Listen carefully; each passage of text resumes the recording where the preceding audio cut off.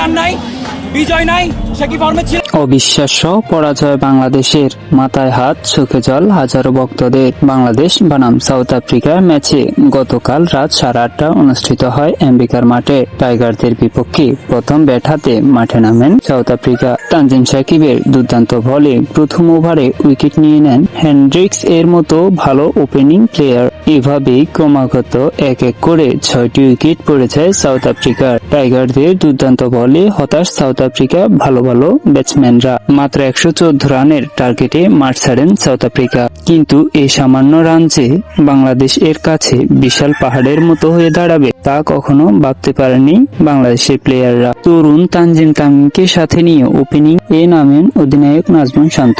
দুর্দান্ত ড্রাইভে রাবাদাকে জোড়া বাউন্ডারি হাঁকিয়ে ভক্তদের মনে জায়গা করে নেন তানজিম তামিম। শেষ পর্যন্ত আফসোস সেই রাবাদার বলে বাউন্ডারি হাঁকাতে গিয়ে তামিম ধরা পড়ে উইকেটের পেছনে। অধিনায়কের সাথে পরামর্শ করে রিভিউ নষ্ট না করে মাঠ ছাড়েন তামিম। তামিমের বিদায়ের পর অধিনায়কের দুর্দান্ত পারফরমেন্স দেখে আবারও জেগে উঠে ঝিমিয়ে পড়া সেই ভক্তরা। ছক্কা হাঁকিয়ে দলের চাপ কমানোর চেষ্টা করেন তাওহিদ হৃদয়, কিন্তু তাতেও সে ব্যর্থ হন। উইকেট হারিয়ে মাঠ ছাড়েন তাওহিদ হৃদয়।